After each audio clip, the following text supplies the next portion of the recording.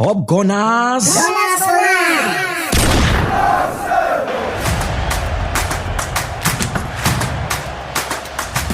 Arsenal arrived in Milan this week carrying the weight of genuine European ambition, and they delivered.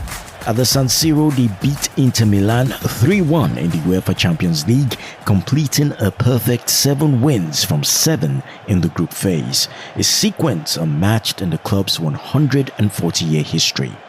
Gabriel Jesus, back from a year-long injury layoff, scored twice, and Victor Gyökeres added a late third to seal the result.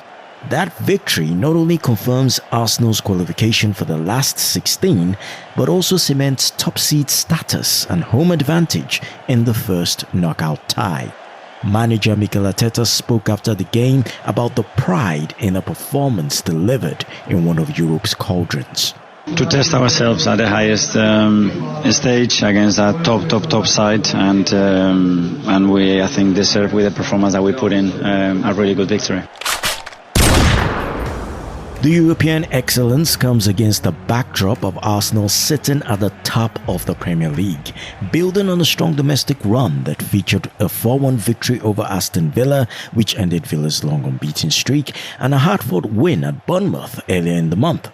A win like that opened up a meaningful gap on the chasing pack and has Arsenal firmly in the hunt for their first league title since 2004. There have been bumps too, most recently consecutive goalless draws at Nottingham Forest, but overall the narrative remains of a side with real momentum across multiple competitions. Off the pitch, the January transfer window has been deceptively quiet on the senior front.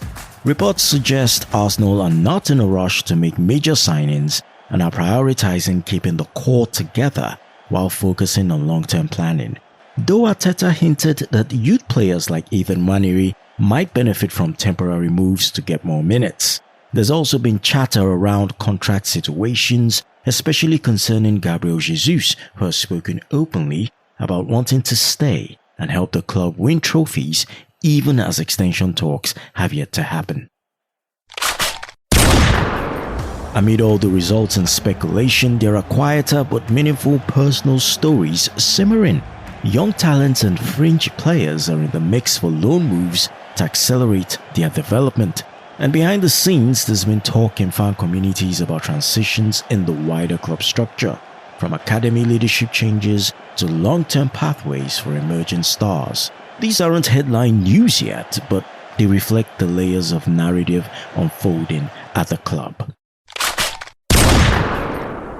Taken together, Arsenal's story right now is one of elite continental performance married with domestic title ambition, tempered by injury management and strategic patience in the transfer market.